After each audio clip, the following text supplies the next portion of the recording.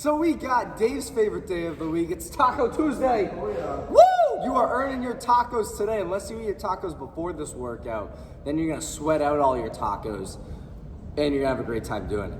Today's workout, it's gonna start with, it's for time, starting with 3 rounds of 12 alternating dumbbell clusters, followed by 12 alternating devil's presses. You're going back and forth between those two movements. It's 12 reps in total, 6 reps each arm. You have that 3 times. Once you've done that for 3 rounds, then you go into 3 rounds of 25 sit-ups and 25 hollow rocks. We're blowing up that core. After that core is blown up for 3 rounds, we have another 3 rounds of the first 3 rounds we did. 12 alternating dumbbell clusters and then 12 alternating devil's presses, then you are done. Just a little note to make on this workout, you do not want to go out too hot. In those first 3 rounds that you do in the workout, your lungs are going to get blasted. If you go out too fast, you are going to be having your hands on your knees, you're going to be resting a very long time on the ground, and we do not want that. We want to keep you moving, so the kind of phrase today, the theme of the day, is going to be slow is smooth, smooth is fast. Be smooth today. Just try to consistently move at a moderate pace with very limited rest in there. So let's break down each of these 4 movements now. The alternating dumbbell clusters, Dave's gonna start with that dumbbell straddled between his feet. A cluster is a squat clean into a thruster as you're standing up out of it. So as Dave starts from the ground, he has his chest up, knees out. He's gonna pop those hips and shrug that shoulder with a straight arm. As he's shrugging, he's gonna pull himself down to the bottom of the squat. And as he stands up, he's gonna get a nice solid press out right overhead using those hips to pop the dumbbell off the shoulder. So again, he's delaying that elbow bend until he's felt that hip pop, he's rotating under the dumbbell, and as he stands up, the hips are popping and then that arm is pressing out to finish the movement.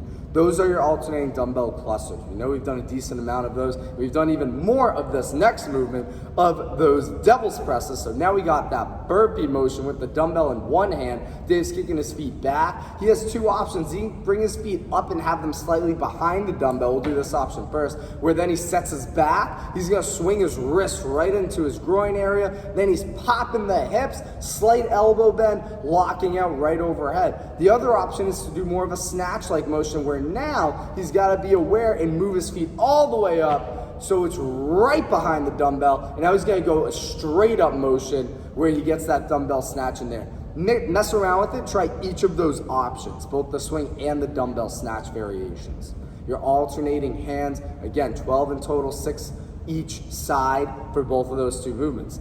The 2 core movements we have today, pretty standard. We'll do the sit-ups first. We'll save the best for last, right, Dave? Yep. So for the sit-ups, you got 2 options. We can do those feet butterfly together. Dave's gonna reach on back, touch the ground behind his head, and throw his hands up, grab his toes. Notice his lower back, boom, fingers touching it, tickling him. His lower back stays down on the ground the entire time as he's leaning back, and it doesn't come up until his upper and middle back have come up off the floor first.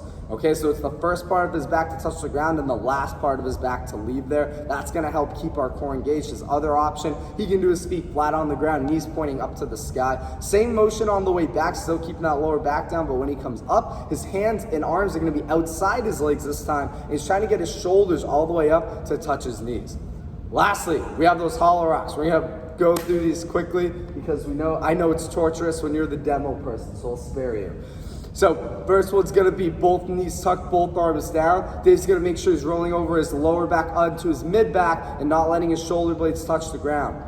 As he rocks forward, his feet aren't gonna touch. He's gonna roll onto his butt and then smoothly roll back. Next option is gonna be sticking one leg out. We're making sure that bent leg, the foot of the bent leg is not hooking the straight leg. It's just staying right next to that straight leg, kind of like this. He's doing that same motion, rocking back, rocking forward. He can then switch his legs and put both hands up overhead.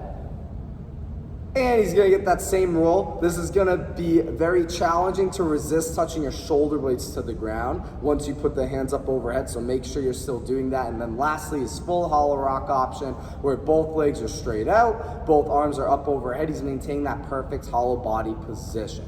So your goal is to do this workout in under 25 minutes. Your cap is 30 minutes. We know it's gonna be a doozy. Good luck with this one. Can't wait to